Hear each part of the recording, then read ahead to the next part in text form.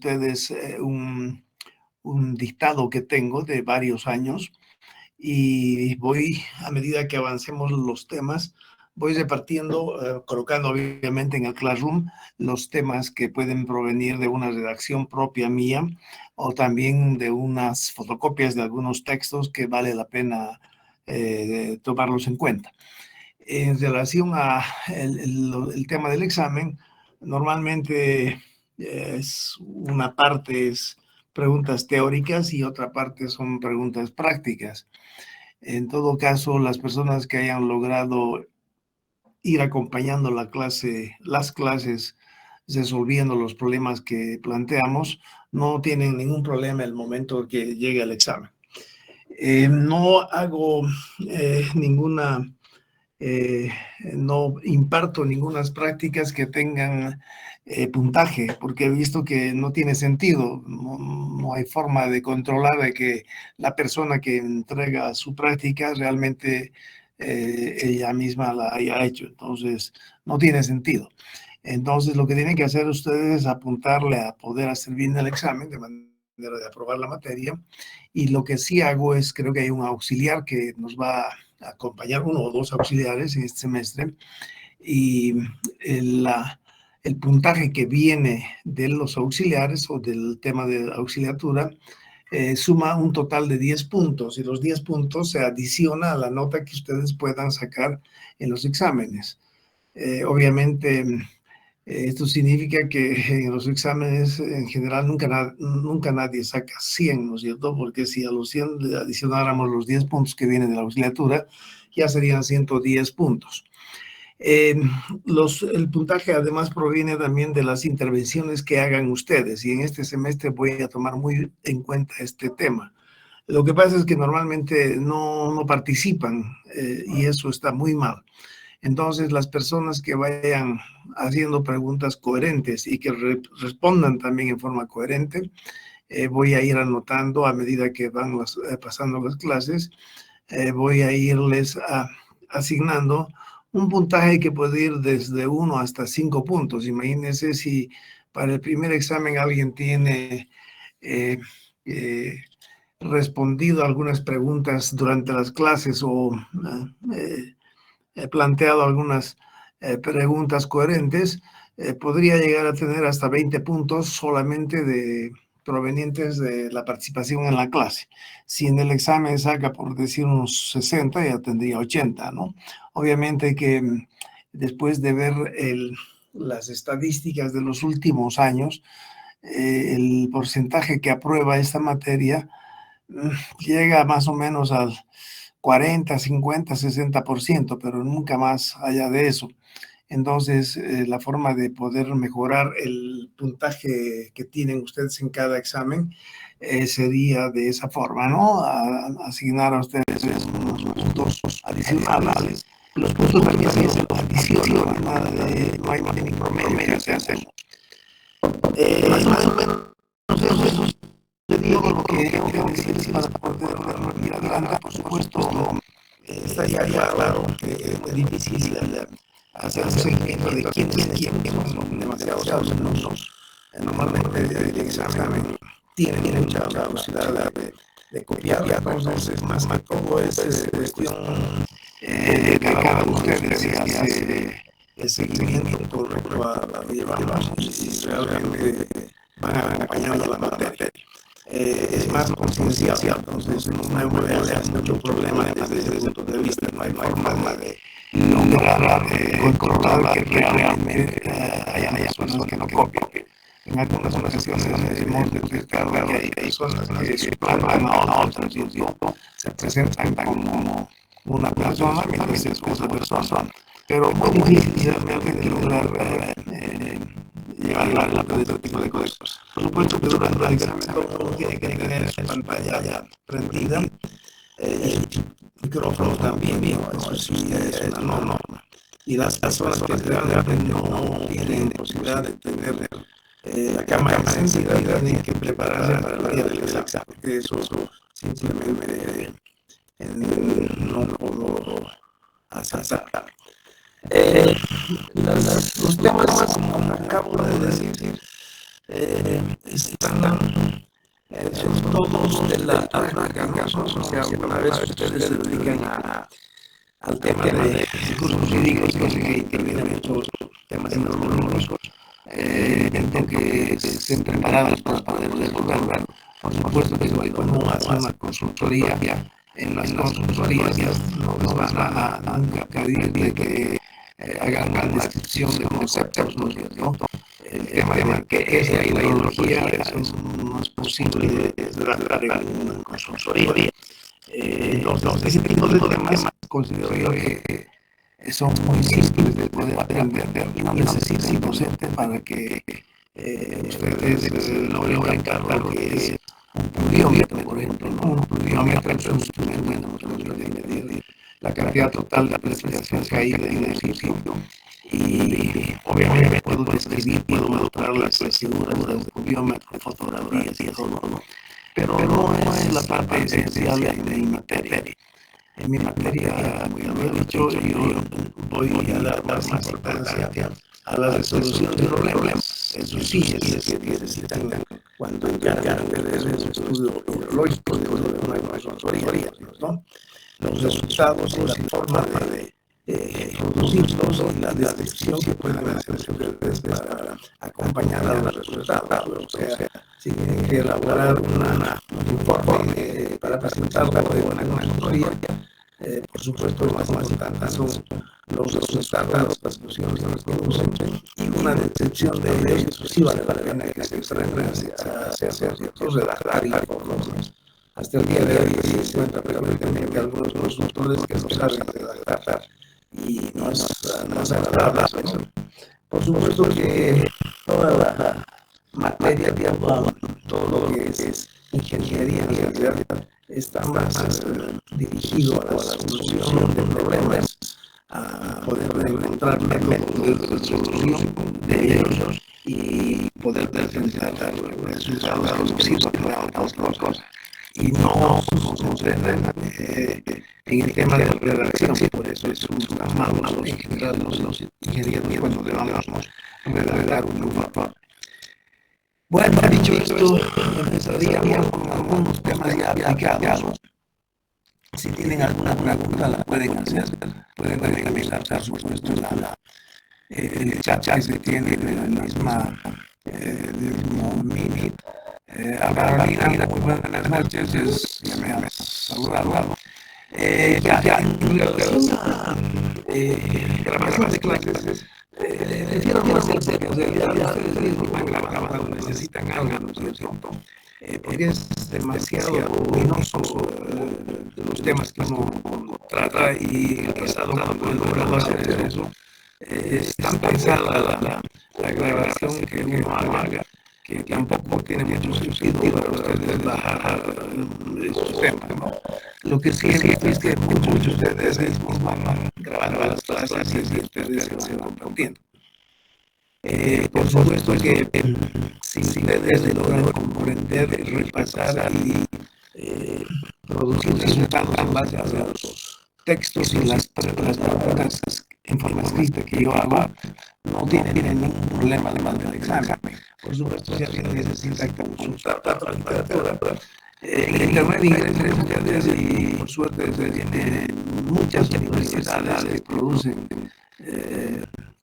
prácticas de estudio que están dedicadas a ciertos temas. Entonces, si alguien quiere indagar un poquito más a profundidad al tema, yo les aconsejo que ingresen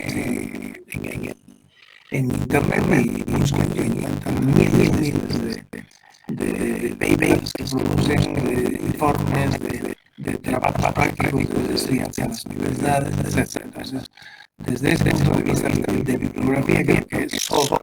Por supuesto que y los que tienen el plan global en cada tema, hay algunos textos indicados, algunos libros que si quieren pueden adquirir o incluso bajar de internet, ¿cierto? Pero si logran captar y comprender los textos que yo les proporciono, es suficiente. Por eso no creo que tengan una necesidad de investigar más. Bueno, si hay alguna pregunta, por favor, díganla ahora y si no, empezaremos con forma pausada para llevar el primer tema en nuestra materia. Por si acaso, sí hay personas que tienen amigos que van a presentarse al examen de mesa, me imagino que lo van a aplicar en una semana, 2 semanas. Normalmente son los sábados que hacemos el examen de mesa. Pero vamos a aplicar eso en la pantalla de Classroom también. Bueno, podríamos empezar con algún tema muy simple para que no les caiga muy pesada la cosa. Y si no hay ninguna pregunta más, voy a ver de encontrar un temita para compartir en la pantalla. Ahí había ustedes que tienen alguna pregunta, porque aprovecharemos mientras estoy ubicando algunas figuras en la computadora ahora.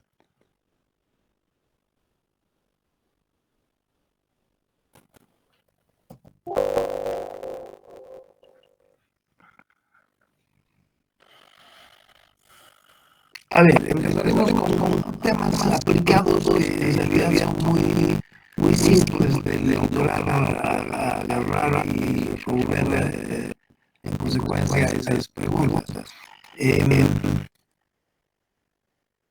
Todo el mundo sabe que si consideramos un río, cualquier río, si hay agua que está corriendo en ese río, esa agua proviene principalmente de las lluvias. Mientras más llueve una cuenca hidrológica, mayor cantidad, mayor volumen de agua producirá esa lluvia, y en consecuencia los caudales que salen de esa cuenca a través del río serán cada vez mayores. Entonces, si hablamos de valores ya para correlacionar entre la cantidad total de precipitación que recibe una cuenca hidrológica, todo ello lo vamos a ir viendo poco a poco, se traduce en la cantidad total de caudal que sale de esa cuenca y es medida en cierto sitio. Y si llueve más en la cuenca durante ese año, por supuesto el caudal promedio de 2 años será mayor. Significa ello que ya tenemos una operación de causa y efecto. La causa sería la lluvia total que recibe una cuenca en toda la extensión de la superficie receptora de agua de lluvia. Esa sería la causa. Y el efecto sería el caudal que sale de la cuenca. Por supuesto que en esta operación de transformación de lluvia en caudal intervienen una serie de factores que hacen que la transformación de precipitación en caudal no sea alineada, por supuesto, ¿no?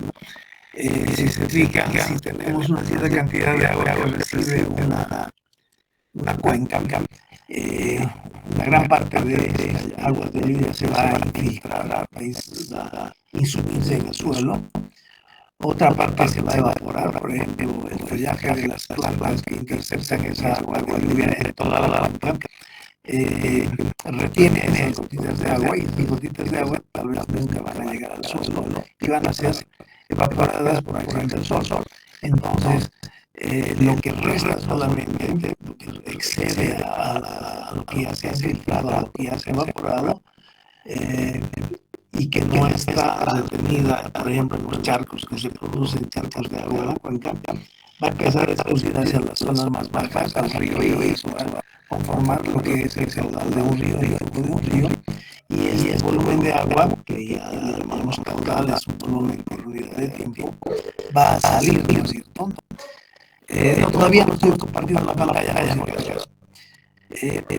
Y esa operación de transformar la lluvia total que recibe esa cuenca en el caudal total que produce la cuenca y que sale de la cuenca y es medido en un sitio, ese procedimiento es tremendamente complicado. Y este tema es algo central en lo que es la producción de caudal de una cuenca. A ver, voy a presentar ahora.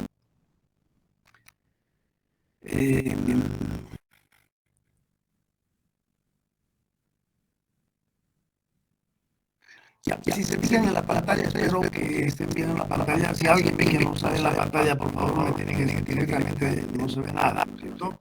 Ustedes están viendo en su pantalla una figura en colores que le llaman el ciclo del agua, ¿no? Este es el tema con el que siempre empiezan las clases de biología, ¿no? Si se fijan, hay unas flechas que nos permiten visualizar el recorrido que hace el agua. Si empezamos, por ejemplo, en el agua contenida en los océanos, por acción del sol, obviamente, porque si no hubiera sol, no hubiera absolutamente vida en este planeta, nada ocurriría si no hubiera sol, porque la energía con la que logramos subsistir es final, en última instancia, proviene del sol. Imaginemos que estamos en los océanos y que la superficie de agua es calentada, más o menos en los rayos solares. El agua está en su situación de agua líquida, se transforma en vapor, se evapora el agua y el vapor empieza a elevarse hacia la atmósfera. Y cuando llega a una cierta altura, la temperatura a esa altura es siempre menor. Entonces, fíjense que la temperatura disminuye y la temperatura de la atmósfera disminuye a medida que subimos, ¿cierto? Mientras más subimos, más frío se hace.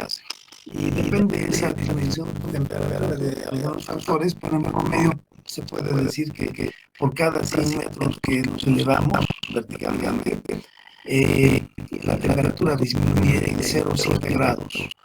Entonces, si Cochabamba está a los 2.400 metros del nivel del mar y subimos a la presa de Corani, que está a los 3.400 metros sobre el nivel del mar, o sea, como 1.000 metros más arriba, significa que 1.000 metros la temperatura en promedio habrá disminuido en promedio unos 7 grados centígrados, que por cada 100 metros disminuye la temperatura en 0,7 grados. Entonces, 1.000 metros significa 10 veces de 100 metros, entonces 10 veces 0,7 son 7 milímetros. Eso es en promedio. De la misma manera podemos hacer una estimación de la temperatura que existe ahorita en la cordillera de Tunari, con solamente saber a qué altura se encuentra esa cordillera y sabiendo cuál es la temperatura medioambiental en el sitio donde estamos nosotros en este momento en Cochabamba. Bueno, eso es simplemente para que comprenda de que a medida que nos dirigimos hacia arriba, las masas de aire son cada vez más frías. ¿Qué significa eso? Que cuando hay una partícula de agua que se evapora desde una superficie de agua, por ejemplo, del océano, empieza a ascender y a medida que va ascendiendo va encontrando cada vez capas de atmósfera cada vez más frías y llega un momento en el que la cosa se pone tan fría que esa partícula ya puede existir como un vapor de agua y lo que hace es condensarse, es decir, se convierte otra vez en agua. Entonces, tenemos el océano que es agua líquida, viene el sol, lo calienta y empieza a subir hacia arriba las gotitas de agua ya convertidas en vapor. Vapor de agua continúa subiendo arriba y llega un momento en que se pone tan frío el ambiente que ese vapor de agua ya no puede seguir en su forma de vapor y lo que hace es condensarse, y condensarse significa transformarse en agua líquida, solamente que son partículas tan pequeñitas de agua líquida que permanecen flotantes, por eso que no caen. Una vez que están ahí arriba esas partículas de agua líquida, que en realidad son nubes, fíjense que las nubes no son solo de agua, ¿no? Las nubes están contenidas por agua líquida, pero son tan pequeñitas que flotan ahí. Por acción del viento, y eso habría que explicar también todo un dolor de cabeza entrar en este tema. Todo esto que estoy explicando un poco es parte de una materia que se llama meteorología. Y en una maestría tienen por lo menos 2 meteorologías, ¿no? Y son materias muy fregadas porque tienen mucho que ver con dinámica de movimientos de masas de aire en la atmósfera.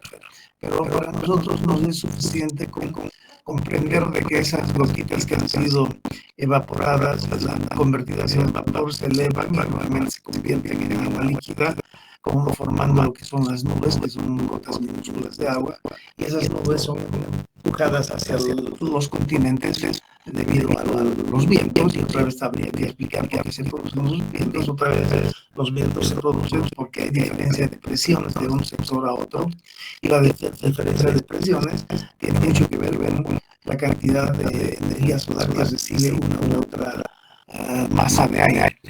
Entonces, por efecto del viento, esas nubes van hacia la zona continental, y en la zona continental encuentran serranías, montañas, y son forzadas a subir otra vez esas nubes, y entonces ahí precipitan. Y a ese ir y devenir del agua le llaman el ciclo del agua, el ciclo hidrológico. La figura muestra claramente que una vez que llega a los continentes, precipita, hay precipitación, y la precipitación obviamente puede suceder en forma de agua líquida, también en forma de nieve, y la precipitación incide en el terreno, y si el terreno tiene una cierta pendiente, normalmente las pendientes tienen que ir hacia los lugares más bajos, y eso hace que se conformen los cursos de agua, primero quebradas, en varias quebradas se forman ríos, y los ríos continúan escurriendo hacia los lugares más bajos, eventualmente son interceptados por una laguna, y finalmente llegan al mar. Entonces, en la Tierra hay un cierto volumen de agua que es bien definido, y nada se pierde. Lo único que sucede es simplemente se transforma. El agua la vamos a encontrar en su forma líquida, en su forma de vapor, en su forma de nieve, en su forma de hielo, ¿no es cierto? El agua precipitada en la Tierra, en realidad, una parte hemos dicho que se infiltra, le llaman ahí a eso infiltraciones, y lo que las infiltraciones en la superficie del suelo lo que hacen es recargar los acuíferos existentes en el subsuelo. Hay zonas que el subsuelo es preponderantemente grava, arena, y en consecuencia contienen muchos poros que pueden almacenar agua, y al ser almacenada, esa agua forma un nivel freático, y ese nivel freático es el que se aprovecha para cuando uno excave, haga un pozo profundo hasta encontrar ese nivel freático, y desde ese nivel freático lo que se hace es bombear el agua. Eventualmente el agua subterránea lo que hace es retornar otra vez hacia la superficie, los ojos de agua, las vertientes que se tienen, y otra vez ese flujo que viene del subsuelo aflora a través de los manantiales, y estos otra vez conforman quebradas pequeñas que se van reuniendo y forman nuevamente un río. Esa sería una razón por la que en este momento, si ustedes van, por ejemplo, al Valle Alto, en algún lugar cerca de Ansaldo, encuentran un río, y ese río en este momento tiene un flujo que está escurriendo, o sea, existe caudal de agua. Y la pregunta sería, si todos estos días y todo el mes anterior no ha llovido, ¿de dónde viene esa agua? Y entonces la respuesta es que esa agua viene de los acuíferos que han sido rellenados en la época de lluvias, y poco a poco suelta su agua, y es el agua que al final se convierte en un río. Conclusión: muchos ríos, por más de que no llueva, jamás se secan. Y es, por supuesto, todo un proceso complicado el poder modelar eso.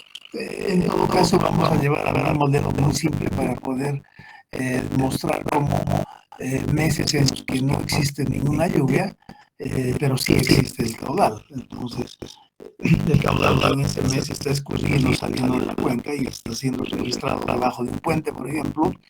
Si uno se pregunta, ¿y de dónde viene esta agua? Si hace 2 o 3 meses no llueve. Entonces la respuesta ya la conocen ustedes. Bueno, esto sería un poco como una introducción a lo que es el ciclo hidrológico, y dentro de este ciclo hidrológico se van dividiendo ciertas partes, y son esas partes las que nos dedicamos a estudiar dentro de lo que es el tema de transformación de lluvia en precipitación. Si se fijan, la explicación que acabo de dar del ciclo hidrológico la encuentran en todos los libros de hidrología, ¿no? El primer capítulo siempre habla del ciclo hidrológico, unos con mucha más profundidad que otros, ¿no? Entonces, es un tema que en realidad lo encuentran en la literatura, y si ustedes reúnen varios libros, ya más fácilmente van a poder comprender a qué me refiero con lo que es el ciclo hidrológico. Eso en relación a lo que es la transformación de precipitación en escurrimiento. A partir de ello, es necesario, hay muchos temas que vamos a ir tocando en las próximas clases, pero podemos ya adelantar a ustedes de los métodos que existen para transformar precipitación en escurrimiento. Y los métodos mucho más simples se refieren a cuando hablamos de cantidades anuales. Podríamos decir, a ver, vamos a mostrar a ustedes una cuenca, de ahí que el concepto mismo de cuenca lo van a establecer ahora muy bien. A ver si tenemos aquí algo así. Otra. Ya. Si se fijan en esta figura, a la izquierda, todos están viendo, visualizando estas figuras, espero, ¿no es cierto? Fíjense, las dos figuras son las mismas. En la figura de la derecha tenemos acá un río que está mostrado ahí con un trazo color azul, si quieren, para mayor claridad. Y además tenemos las curvas de nivel. Todo el mundo ya sabe lo que es una curva de nivel, espero. En topografía, en una práctica, les mandan a ustedes a hacer trabajo de campo, y en la red que ya la tienen con ustedes, pues, tienen que ir midiendo las tres coordenadas X, Y, Z, ¿no es cierto? Z sería la altura a la que se encuentra ese sitio donde están colocando ustedes la mira. Y en base a eso lo que hacen es producir unas curvas de nivel. Si se fijan en esta figura, las curvas de nivel están acá expresadas cada 100 metros, 1200, 1300, 1400, algo así. Y se puede identificar el curso de agua que está acá en color azul.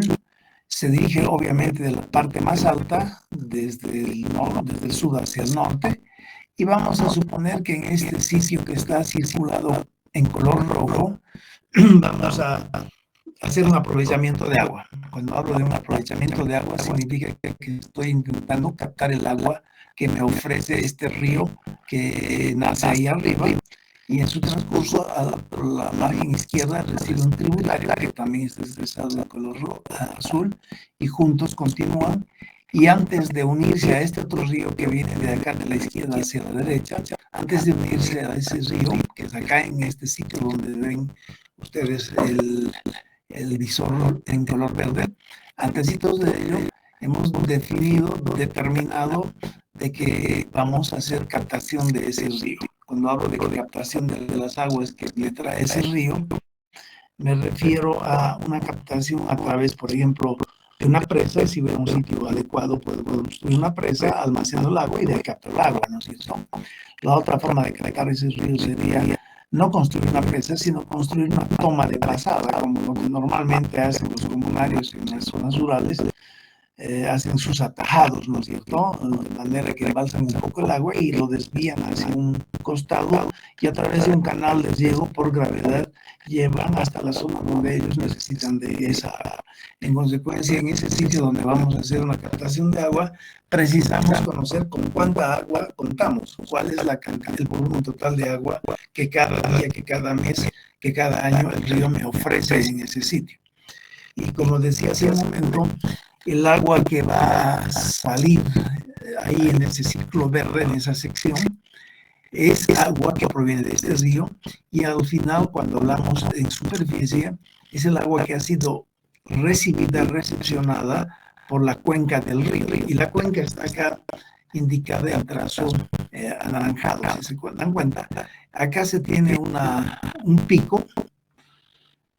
Acá también en la cruz verde se tiene otro pico, por supuesto, gota de agua que cae fuera de la cuenca, fuera de la línea de que está ahí indicada en color anaranjado, es agua que no va a formar parte del caudal que estoy considerando ofrecido por el río, y lo considero en el sitio de la salida, que está indicado aquí por un círculo en color rojo.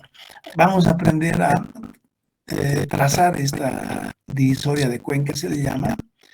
En este trazo, si se dan cuenta, fíjense, aquí hay una curva de nivel. Todos están viendo el cursor verde en la pantalla. Sí. Ya, entonces continúo sin temor a que no me estén haciendo seguimiento. Fíjense, tal vez incluso puedo hacerlo más comprensible para ustedes. Voy a producir una foto de esto, sobre la cual voy a usar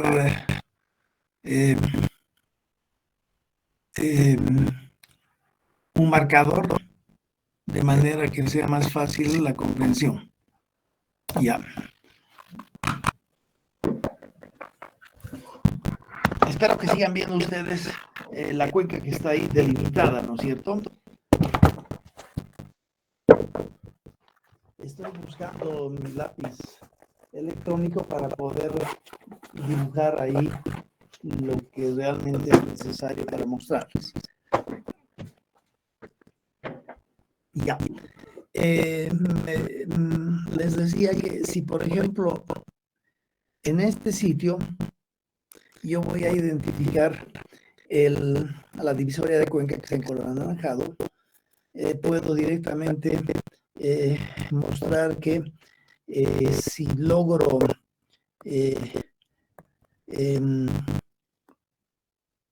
ubicar una gota de agua, por ejemplo, en este punto, ¿no es cierto?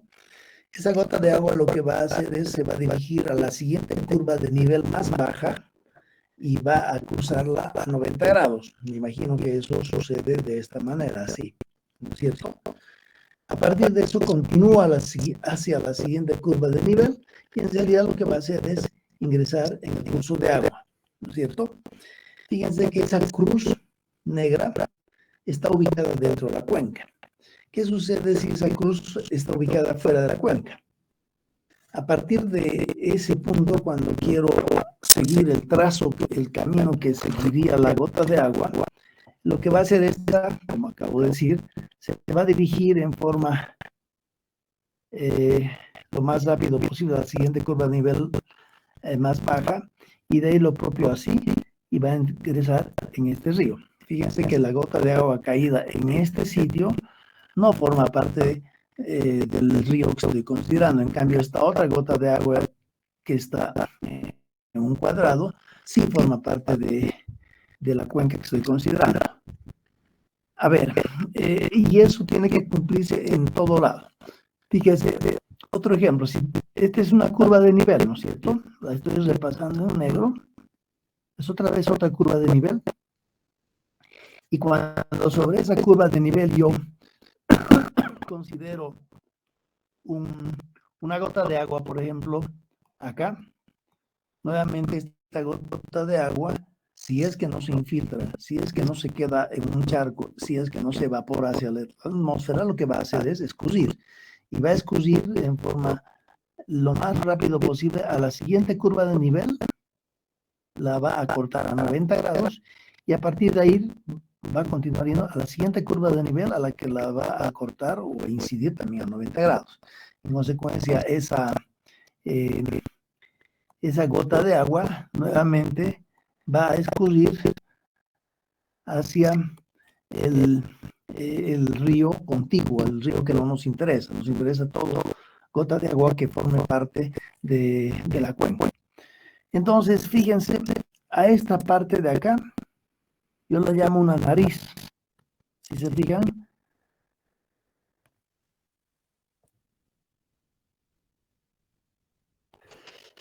si yo caminaría por la cumbre, algunas veces en las regiones alejadas de la ciudad, cuando los comunarios tienen que caminar de un lugar a otro, a veces ellos lo que hacen es diseñar su sendero, su caminito, por la línea de cumbres.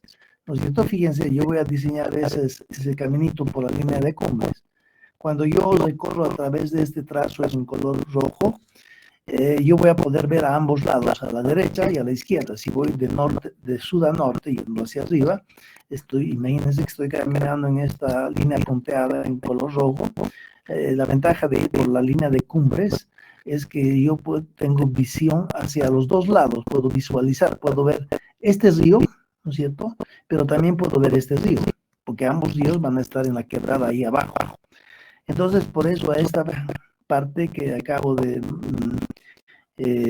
graficar en color rojo, le llamo la línea de cumbres. En cambio, cuando yo me ubico en una quebrada, y la quebrada es obviamente este río, ¿no es cierto? Este es el río. Y si yo caminaría a través de un senderito que va paralelo al río, cuando yo dirijo la vista hacia la derecha o hacia la izquierda, lo que yo veo son las paredes, los flancos del río. No tengo ninguna visión. Por eso que decía yo, cuando los comunarios deciden trazar su sendero, prefieren hacerlo por la línea de cumbres porque es más bonito caminar ahí arriba y tener visión a ambos lados que caminar en la hondonada, porque ahí no veo nada. A la derecha y a la izquierda me encuentro con los flancos del río. Entonces, a eso yo le llamo una hondonada. Si se fijan, entonces la hondonada la hondonada la voy a hacer con verde. Significa que el río está escurriendo y al escurrir incide sobre esta línea de curva de nivel en verde a 90 grados. A partir de ese punto, el río mismo continúa su recorrido hasta la siguiente curva de nivel más bajo y la corta también a 90 grados. A partir de ahí, otra vez va a la siguiente curva de nivel más bajo y la va a cruzar a 90 grados. Entonces, fíjense, en verde estoy graficando lo que yo le llamo una hondonada. En cambio, ya hemos visto que en rojo lo que yo grafico es una nariz, ¿no es cierto? El darse cuenta de esto que estoy mostrando es muy necesario porque de esa manera, cuando tenga que hacer yo, cuando deba yo trazar la línea de cumbres, o sea, a esto que está en color anaranjado, se le llama divisoria de aguas. Divisoria de aguas. También le llaman, los abogados, le llaman divortium aquarium. Parte aguas, ¿no? Aquarium. Y si se dan cuenta, hemos dicho que si hago ese trabajo de contornear al río, lo que yo obtengo es la divisoria de aguas que está mostrada acá en color anaranjado. Y de esa forma ver el área total de receptoras de agua de lluvia. Si se fijan en este plano y también en los planos de GM, acá tengo unos valores. 8.113.000 pareciera. Este de acá es 8.112.000. Esos se están dando en metros. Cuando yo resto uno del otro, puedo hallar de que cada cuadrado que va desde este punto hasta este punto, a este punto y a este punto, puedo saber la cantidad, la distancia expresada en metros de ese cuadrado, ¿no es cierto? Entonces, si conozco eso, entonces ya puedo claramente determinar cuál es la superficie que contiene esta área de drenaje, esta cuenca, ¿no es cierto? Entonces, ese es un trabajo que yo les puedo ya nomás darles, ¿no es cierto? Que determinen cuál es la superficie receptora de agua de lluvia, que está definida obviamente por la divisoria de aguas. Y eso es muy importante porque si yo tengo esa superficie, que sería esta de acá, esa superficie recibe en un año, por decir, 500 milímetros columna de agua. Y si multiplico esa superficie expresada en metros cuadrados por 0,5 metros, entonces obtengo el volumen total de lluvia que recibe esta cuenca en el transcurso de un año, a condición de que en ese año aceptemos de que la cuenca en su totalidad ha recibido 500 milímetros de lluvia. Acuérdense que Cochabamba recibe alrededor de 250 milímetros cada año. En cambio, en Villa Tunari recibe como unos 4.500 milímetros de lluvia al año. ¿Se dan cuenta la gran diferencia? Villa Tunari recibe en un año 4.500 milímetros y Cochabamba recibe en un año 250 milímetros. Ahora, 250 milímetros es lo mismo que 25 centímetros, ¿no es cierto? Si yo colocara al interior de la cuenca, de esta cuenca que estamos considerando, si yo colocara un recipiente de paredes verticales, fíjense, un turril, por ejemplo, entonces, y si digo que esta cuenca recibe 250 milímetros, quiere decir que al final del año, a condición de que evite yo que se evapore esto, porque podría evaporarse, ¿no ve? Al final del año lo que yo tendría acá sería una columna de agua de 250 milímetros. ¿Ya? Eso es lo que recibe en Cochabamba. En promedio, durante muchos años se ha ido midiendo cuántos. En realidad, la medición se la realiza diariamente, ¿no es cierto? Hoy día, 0 milímetros. Si mañana llueve 2 milímetros, ya van 2. Pasado 1, ya van 3. Y voy acumulando en los 365 días. Y al final del año, lo que yo tengo para Cochabamba, en promedio, son como 250 milímetros columna de agua que recibe de precipitación la zona de Cochabamba. Si identifico el área de drenaje de esta cuenca, que va a estar expresada en X kilómetros cuadrados, entonces ya tengo la base que son X y la altura que son 0,25 metros. Al multiplicar base por altura, lo que yo obtengo es un volumen que va a estar expresado en metros cúbicos. Entonces yo puedo saber la cantidad total de lluvia que ha recibido a lo largo de todo un año esta superficie que está bien delimitada. Y por supuesto, de esa cantidad total de lluvia recibida por la cuenca, solamente aproximadamente el 10% de ello se va a convertir en caudal y va a salir de la cuenca y va a ser registrada en la salida. ¿Ya? Entonces, fíjense que es un cálculo sumamente elemental, pero es un cálculo que sí hay que manejarlo porque un montón de problemas nuestros en hidrología requieren de estos conceptos. Son conceptos elementales, muy básicos, pero como trabajamos con muchas estimaciones, no nos queda otra que utilizar estos métodos. Lo que sucede es que en Bolivia hay muy pocas estaciones hidrométricas, que serían las que la emplazan en la salida de una cuenca. Por ejemplo, acá podríamos decir que tenemos una estación hidrométrica.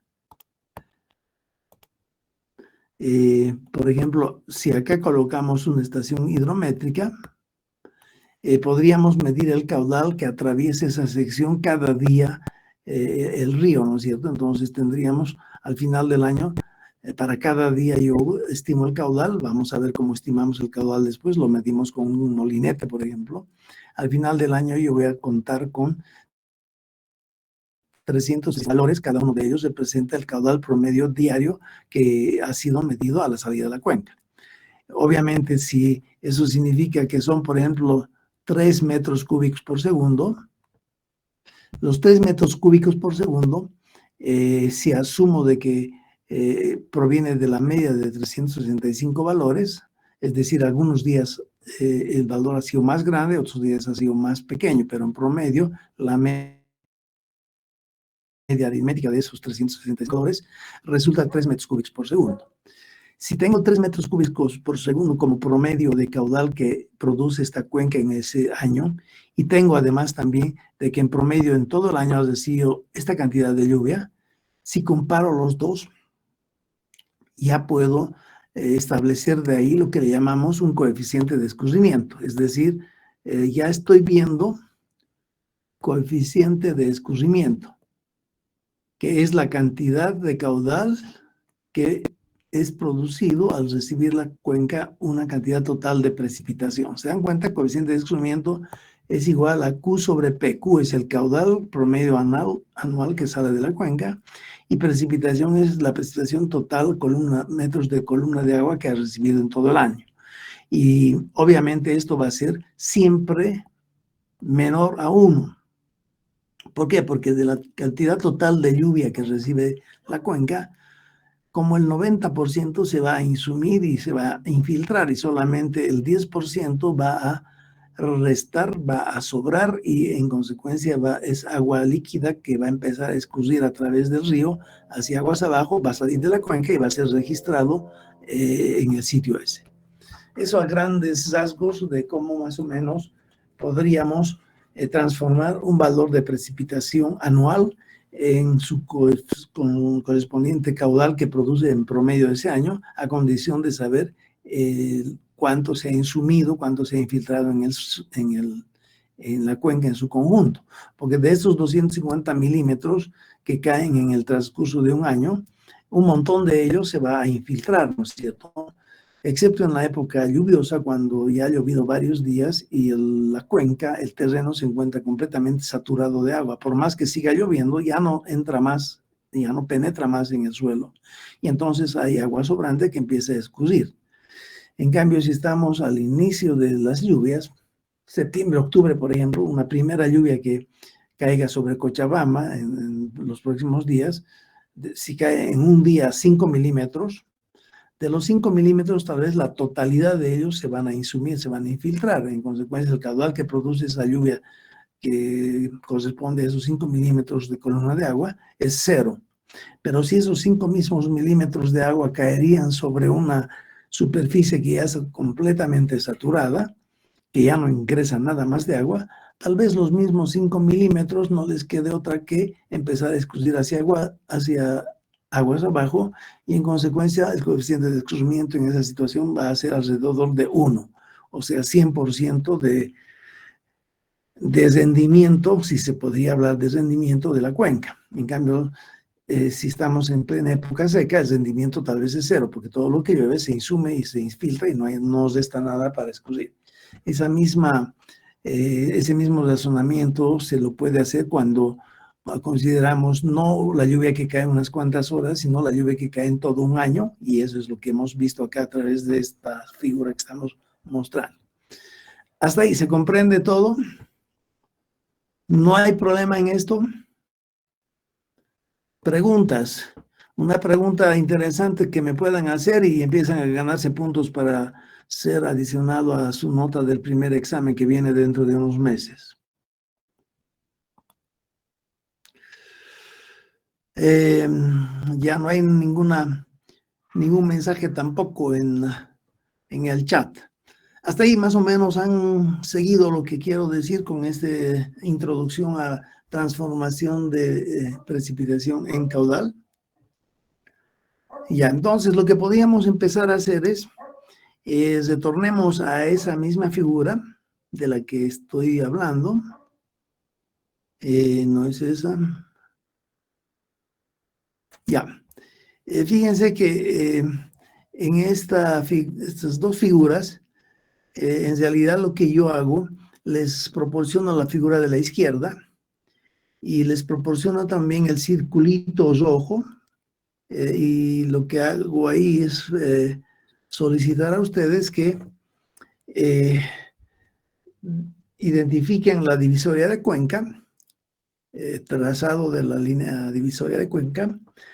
La siguiente pregunta es, determinen el área de drenaje expresada en kilómetros cuadrados, que también lo pueden hacer porque como les he comentado, en estas figuras se visualiza claramente.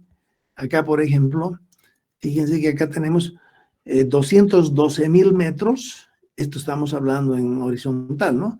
Y desde ese sitio hasta el siguiente sitio son 213,000 metros, o sea, de 2,000 a 3,000 hay 1,000 metros. Conclusión, cada cuadradito que están viendo en esta figura es 1 kilómetro cuadrado. ¿Están de acuerdo? Entonces, es muy fácil a partir de ello calcular el área de drenaje de este río cuya cuenca previamente ha sido identificada. ¿Alguien me puede decir a ojo cuán grande será el área de drenaje de este río hasta el sitio de la salida que está marcado en círculo rojo? Si sabemos que cada cuadrito es 1 kilómetro.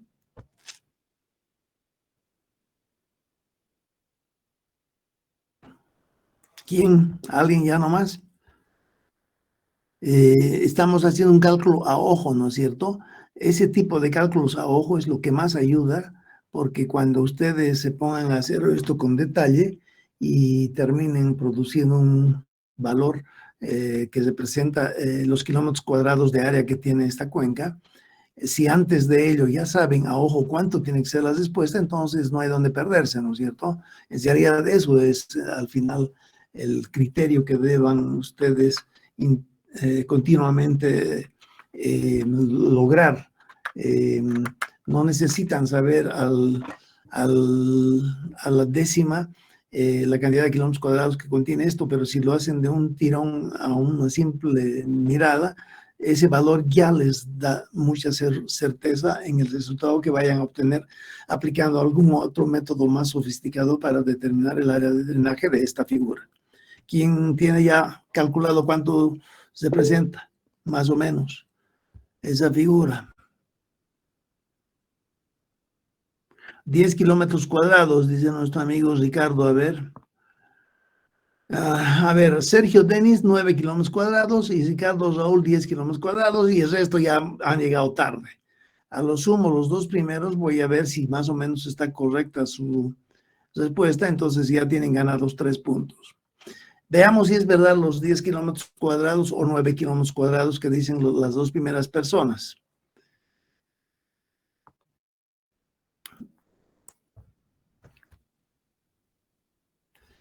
Vamos a usar todo ahora. Ya, decíamos que cada cuadrito es 1 kilómetro cuadrado, ¿no es cierto? ¿Qué significa eso? Que acá tengo yo 1 kilómetro cuadrado, 2 kilómetros cuadrados, esta partecita más todo esto conforma 1 kilómetro cuadrado. Luego, esto de por acá, más o menos, otro kilómetro cuadrado. Tendría 1, 2, 3, ya van 4 hasta ahí. Si esos 4 con estos son 5 kilómetros cuadrados, más o menos el doble, ¿no? Bueno, aparentemente el valor que me acaban de proporcionar Sergio Denis y Ricardo Raúl está correcto. Fíjense que alrededor de 9 a 10 kilómetros cuadrados es el área de drenaje de esta cuenca. Mientras ustedes piensan en la siguiente respuesta, voy a anotar el nombre de ambos en mi libreta de anotaciones. Bueno, la pregunta a todo el mundo nuevamente sería, otra pregunta, ¿cuál creen ustedes es un método ya más exacto para calcular el área de drenaje de esta figura? ¿Cómo lo harían ustedes si les pido algo un poco más exacto?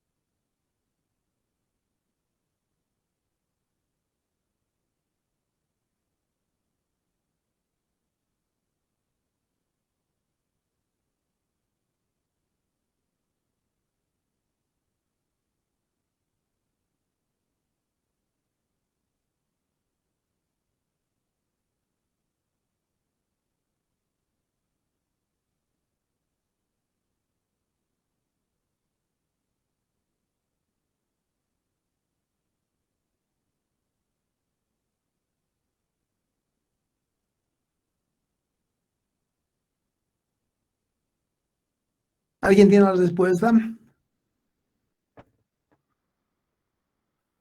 A ver, José Manuel Orellana me dice que él aplicaría un ArcGIS. Ricardo Raúl Siles, wow.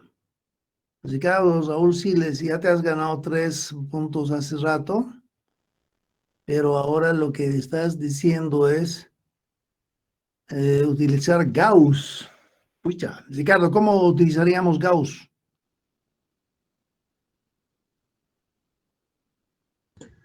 Buenas, Inge.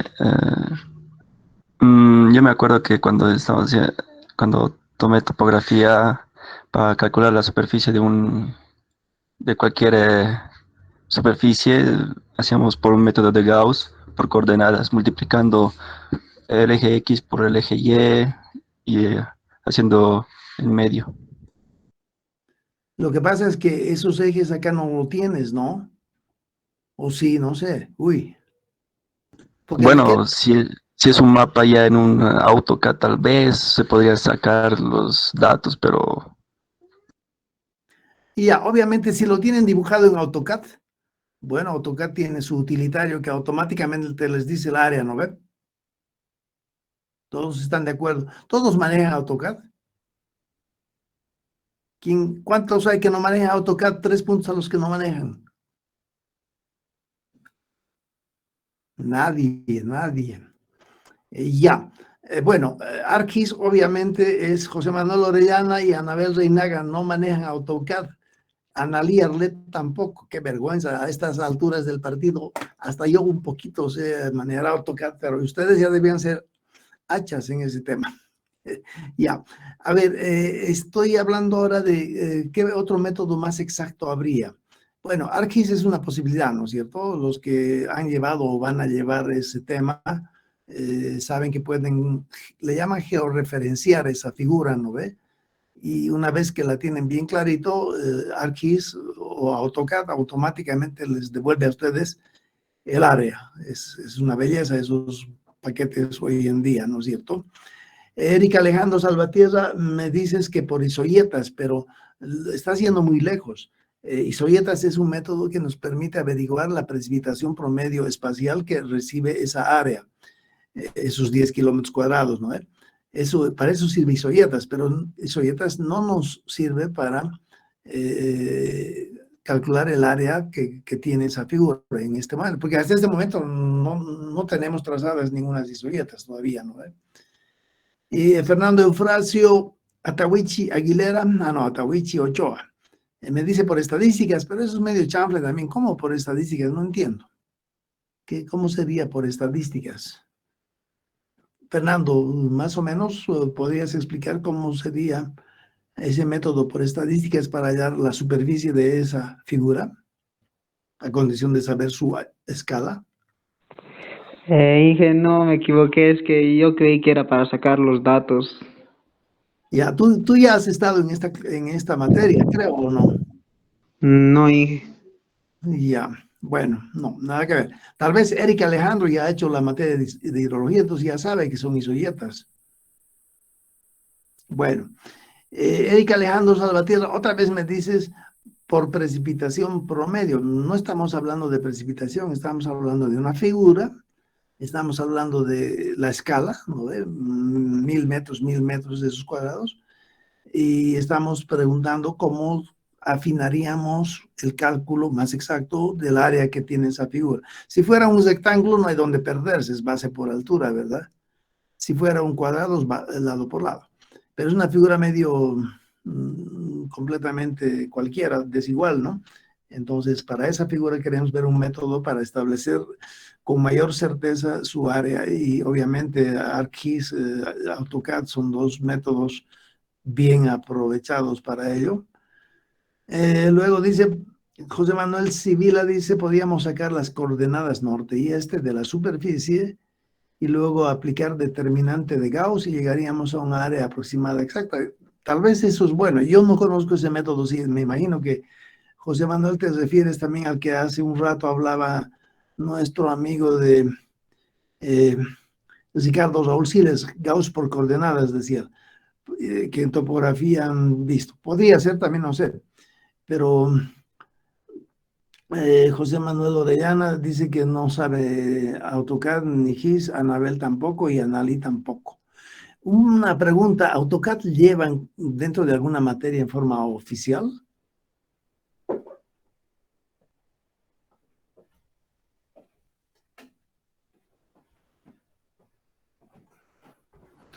¿En la carrera les enseñan AutoCAD o es cada cual que tiene que ver de cómo aprender?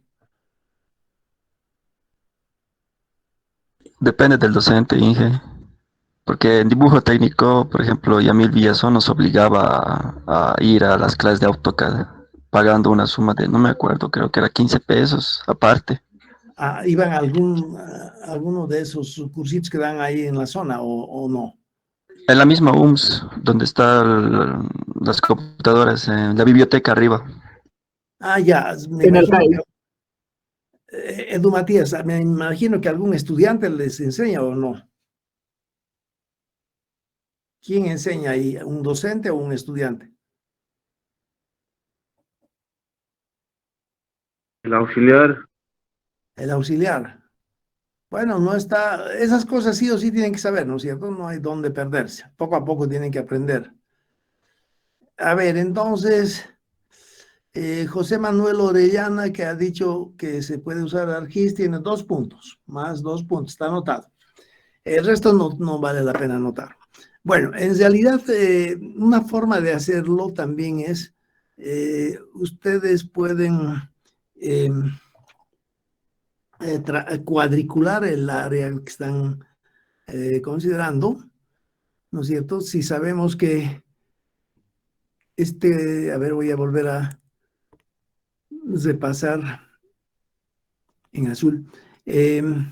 Si sabemos que esto es exactamente 1 km², yo puedo particionar en 10 verticales y 10 horizontales, y entonces sé que cada uno de esos cuadritos es la centésima parte de 1 km². Y si yo voy contando cuántos cuadritos de esos pequeñitos existen, entonces en estas zonas, acá donde ya es más difícil identificar, ya es más fácil detectar cuántos cuadritos pequeños hay, ¿no? Si puedo contar la cantidad total de cuadritos que están dentro del área, seguramente el resultado que yo obtenga con eso va a ser un resultado bastante aproximado a lo que me da ArcGIS o a lo que me da AutoCAD. ¿Ya? Entonces, me acuerdo que en las épocas antiguas, cuando no habían computadoras, se producía esta figura en un papel más o menos transparente, que se lo sobreponía sobre una hojita, papel milimetrado le llamaban, y ese papel milimetrado tienen distancias de 1 milímetro, entonces cuadritos de 1 milímetro. Pero tampoco es necesario hacer eso, ¿no? Por ejemplo, si ahora tuviera que hacer esto sin necesidad de recurrir a la computadora, lo que yo haría es agarrarme un papel de esos transparentes y cuadricularlo cada centímetro. Entonces sé exactamente, no cada centímetro, sino hacer un poco la división al interior del cuadro grande, ¿no es cierto? Y yo contaría cuadritos. Y el resultado, como les digo, es bastante exacto. Incluso hay muchas consultorías en el pasado que las han hecho de esa manera, contando cuadritos, y la cantidad de km² que resulta de la cuenca es un valor casi perfecto. Entonces, como estamos en hidrología, van a darse cuenta ustedes después de que hay muchas variables que son muy inciertas y que no tiene sentido buscar mucha más exactitud en ciertas cosas. Bueno, entonces está clarito para todos ustedes, ¿no es cierto? Si no tuvieran AutoCAD o ArcGIS, tendrían que graficar unos cuadritos y contar los cuadritos, y la suma de todos ellos es el área. Supongamos ahora que esto tiene, ya aceptemos los 9 km² que alguien dijo, ¿no es cierto? Supongamos que el área es 9 km², y supongamos que en promedio recibe 250 milímetros. Pregunta a ustedes, ¿cuál es el volumen total que recibe la cuenca. Volumen siempre va a estar expresado ya sea en kilómetros cúbicos, ya sea en metros cúbicos, ¿no ve? Y el otro dato que se les da a ustedes es que el coeficiente de escurrimiento de esta cuenca es de 0,015. Y con ello, la pregunta a ustedes sería: calculen el caudal promedio anual que esta cuenca ofrece. Si quieren, podemos ver cómo hacemos eso. Ya. Lo que voy a hacer es escribir directamente, y esto lo van a hacer en la casa, ¿no? No es necesario que lo hagan ahora. De una cuenca se conoce lo siguiente, ¿no ve? El área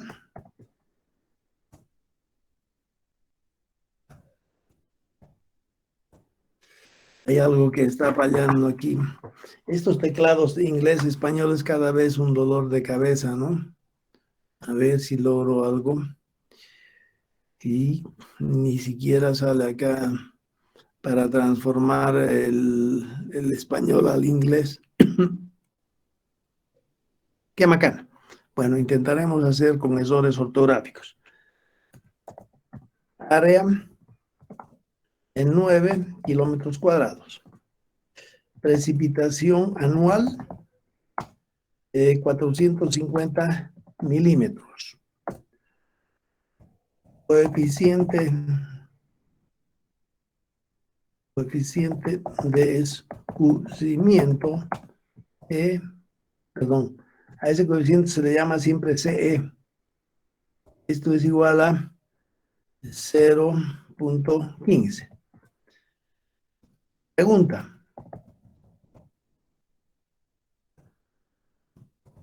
calcular el caudal medio anual que produce la cuenca en el sitio de salida. El sitio de salida es el círculo rojo, ¿no es cierto? Fíjense, entonces ya está clara la pregunta para ustedes.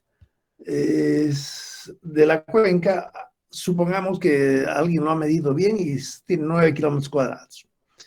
También alguien ha medido al interior de la cuenca con un pluviómetro y resulta que esa precipitación anual es de 450 milímetros. Entonces, en el transcurso de todo el año, si acumularíamos el agua de lluvia que viene de la atmósfera, al final la columna de agua dentro del tusil, que tiene paredes verticales, sería de 45 centímetros, equivalente a 450 milímetros, más o menos que ya. Y el coeficiente de escurrimiento aceptamos para esta zona, que es 0,15.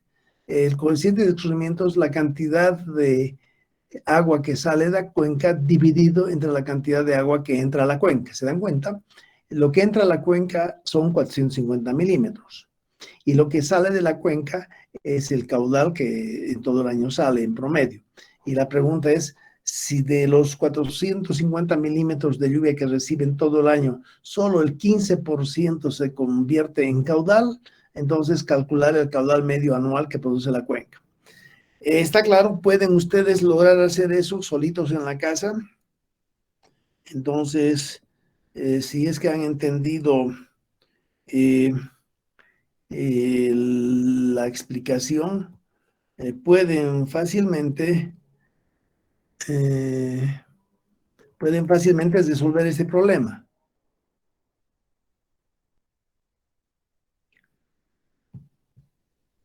¿Hay alguna pregunta?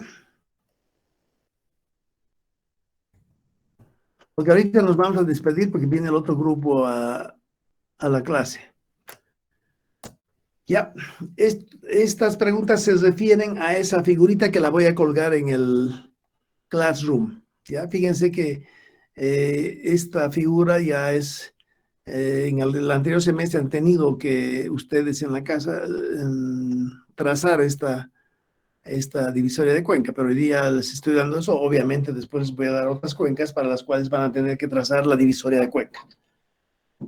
Ya, entonces las preguntas que están ahí en el Excel son preguntas que tienen que ser respondidas por ustedes. Lo que están viendo en pantalla lo voy a subir ahorita mismo en el Classroom, de manera que ya lo van a tener como trabajo que puedan ustedes desarrollar en la casa.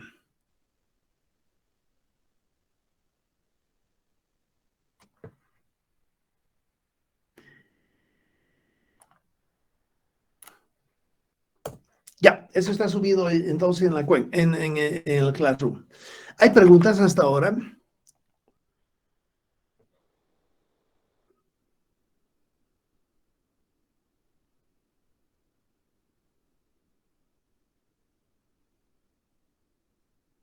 Sergio Denis también dice que podríamos dividir en polígonos. Obviamente yo puedo cuadricular esa área y obviamente de cada cuadro que yo produzco dentro de la cuenca, fácilmente calculo base por altura, ¿no ve? Sumo todo ello y bueno, es otra forma, ¿no? Y Fernando Eufrasio Atahuichi me dice que en dibujo técnico se lleva lo básico nomás. No importa, ustedes con esos pocos datos básicos que les enseñan, pueden continuar solitos y aprender. Fíjense que la ventaja en nuestro país es que todos estos paquetes los podemos instalar en nuestra computadora sin necesidad de pagar. ¿Se dan cuenta? Son ventajas de nuestro país, de países pobres donde no hay mucho control de derechos de autor, ¿no ven?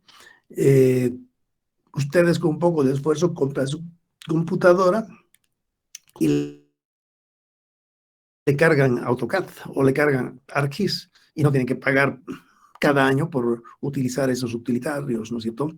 Entonces, tenemos muchas ventajas. Yo me acuerdo, yo trabajo en la empresa Corani S.A. y se acuerdan ustedes, en una época el GONI capitalizó Ende y entonces dividió la empresa Ende en 4 empresas y una de ellas era Corani. Y a mí me tocó irme con Corani.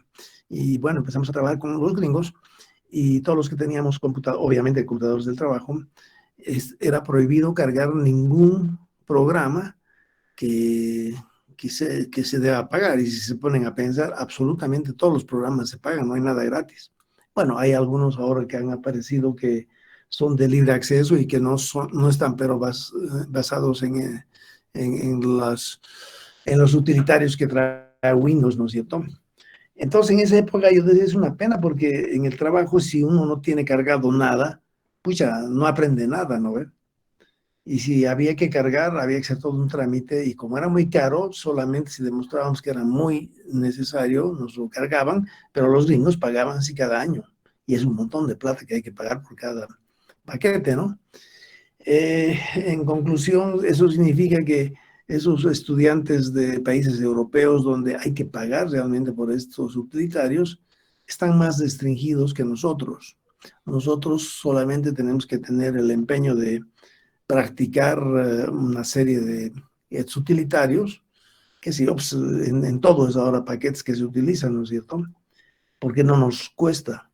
En cambio, en Europa, esos estudiantes que quisieran realmente aprender más a detalle muchos paquetes, o tienen que hacerlo en la U, y si ya han terminado la U, están fregados, porque ya no pueden piratear, ¿no ven?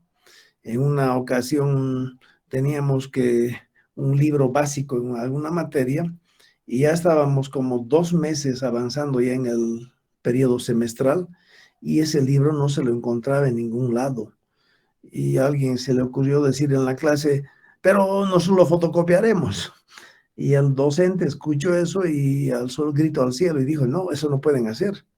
O sea, él no entendía de que si 2 meses de clases todavía no había el libro, no podíamos seguir esperando a que lo publiquen, ¿no es cierto? Y todos decíamos, ¿y por qué no lo fotocopiábamos? Pero para el docente eso era un pecado, no se podía hacer eso. Todo eso no tenemos en nuestro medio, lo cual redunda en una ventaja para nosotros. Obviamente, ventaja para los que realmente tengan ganas de echarle esfuerzo y aprender nuevas cosas. Bueno, son las 8:15, terminamos la clase ahí. Los espero el sábado, que les vaya bien, por favor. El sábado me van a indicar cómo han resuelto ese problema y vamos a continuar el sábado. ¿Hay alguna pregunta hasta ahora?